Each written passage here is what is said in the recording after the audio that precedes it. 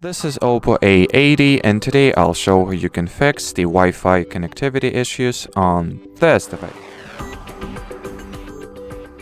So at the start, make sure that the time and date is synchronized, since if your device, your system will be out of time or out of date, it simply is not set correctly, you will not be able to access the internet services, hence the issues with Wi-Fi connectivity. And while the quickest way to correctly and properly set your date and time is to launch your device's settings, then enter the additional settings category.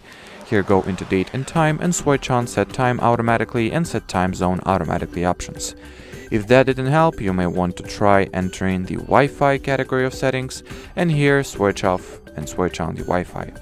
Then you can also try forgetting the network you are currently connected to and then reconnect your device to the same Wi-Fi network to see if it will resolve your issue.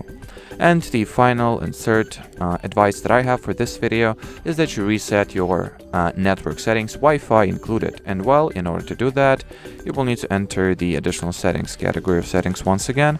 Here go into backup and reset, reset phone, and on the reset phone page, select the reset network and Bluetooth settings.